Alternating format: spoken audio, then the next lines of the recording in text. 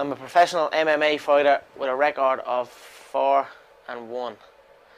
I'm an up-and-coming fighter, and without a doubt you will see me on the UFC in the near future. I said it last year, we're not here just to take part, we're here to take over.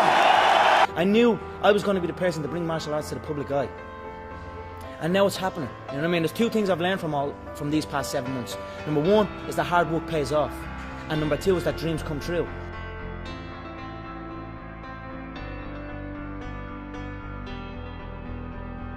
If you go up to 100 people and ask them what they really want out of life, 98 of them won't be able to tell you. You will get a lot of answers like, oh, I just want to be happy, or I just want to be able to do what I love. But most of them won't be able to give any concrete form to what they want. And they definitely won't be able to give even the slightest indication of a plan to get it. It's all I do. I train twice a day. It's all I think about. I don't want to do anything else. It's as simple as that. My dream is to be world lightweight champion in the UFC, have more money than I know what to do with, and have a great life for my kids, my grandkids, everyone in my family, everyone that's come up with me.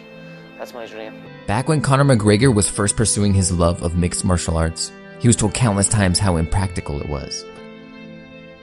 No man from Ireland had ever made it to the highest levels of fighting. What made him think that he could be the first? But Conor didn't care. He not only knew exactly what he wanted, but he carried himself like he already had it. In his mind, the goal was already awaiting his claim. He just had to execute so he could go and take it. His desire was so strong it forced him to take continuous action towards his goals. Not knowing what one wants in life is one of the major causes of failure. If you don't know what you want, how can you ever expect to get it?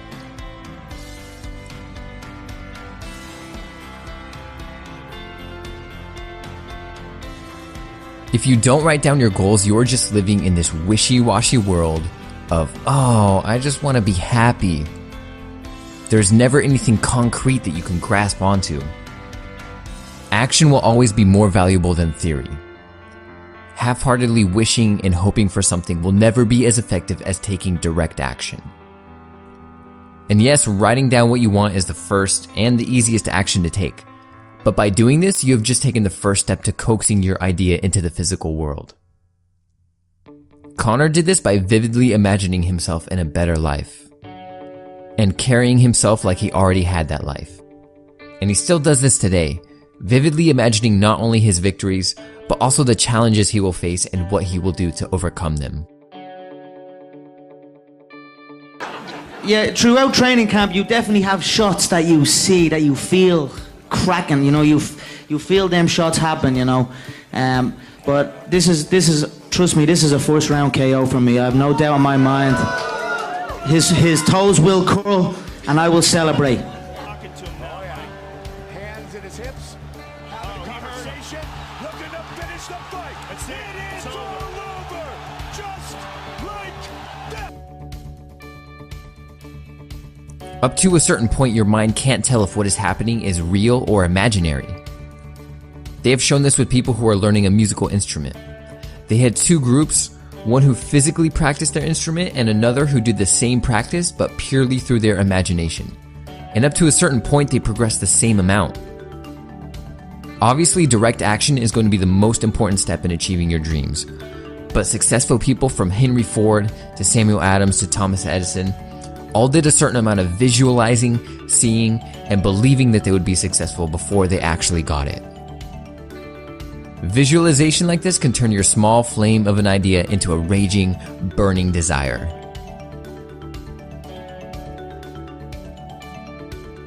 I feel to be at the pinnacle of any game, in whatever you do, you've got to be a little bit gone to it. You're not all there. You've got to be almost insane to your craft. Not a lot of people can understand that. That's why I don't know about nothing else. I do not pay attention to nothing else. If he shows up, I feel I will KO him inside one. If he makes that walk and if he is in the octagon, I feel every single movement I make will get an overreaction off of him because he's emotionally invested in it. There's too much in it for him. Calm, relaxed, smiling. Oh! Disruptive! Conor is the new do you do that?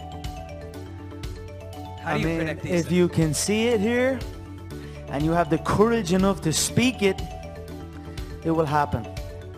Conor woke up at 5 a.m. every morning, worked 10 to 12 hours a day as a plumber, and then went immediately to training at night. This was taking an incredible toll on his body, and he was faced with a choice. He quit plumbing and focused on training full-time, despite many heated arguments with his parents. Burning the boats is a popular self-improvement topic. You burn the boats and get rid of all forms of retreat, so now you are forced to succeed. Many people talk about burning the boats, but they forget the element of taking action. Cool, you burnt the boats, you are not guaranteed success, and you will fail if you don't hustle towards your dreams. Imagine if at the signing of the Declaration of Independence, Thomas Jefferson, John Hancock, and everyone else who signed their name said, okay, we just burnt the boats, now we can't fail. They knew if they didn't win, they had just signed their death warrant. They gave themselves no choice but to devote all their energy into winning their freedom.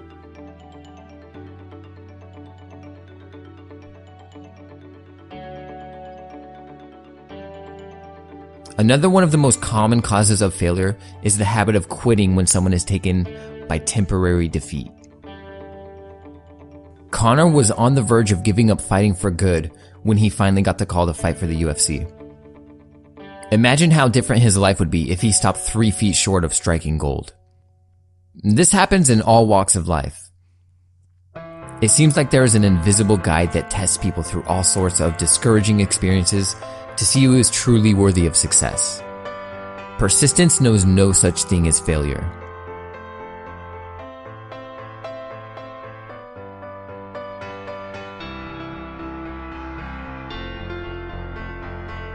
Conor was 15 when he experienced a life-changing moment. He moved from his hometown in Crumlin to a quiet neighborhood on the outskirts of Dublin. The move tore him away from his lifelong friends and put him in a place full of people he didn't know. As a teenager, he did not handle this very well, but it set the stage for his deep visualization that he credits for his success. He said, "I feel being alone with your thoughts is a good thing. It allows you to figure things out for yourself. Thinking is one of the hardest jobs you will ever do. Tear someone away from their cell phone and make them sit in a room with just their thoughts for 8 hours and they will freak out." It was around this time of deep introspection that Conor first started to develop what Napoleon Hill calls a money consciousness.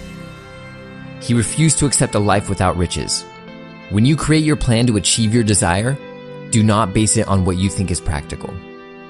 Your reasoning faculty is lazy and will talk you out of taking action. If your actual goal is to become a millionaire or to become a world champion fighter, your reasoning faculty will see how much work it would take, and it will talk you out of it by saying, "Oh, you have to be more practical."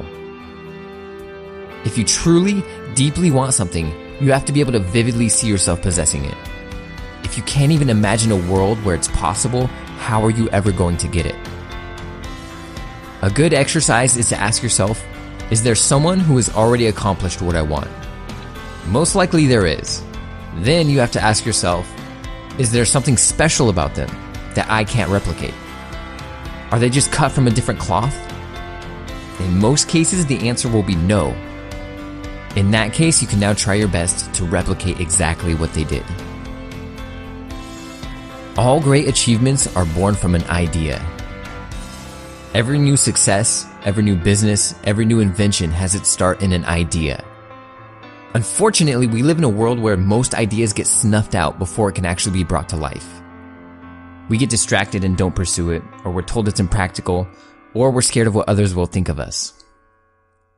Conor's success started with an idea, a desire that recognized no such thing as failure.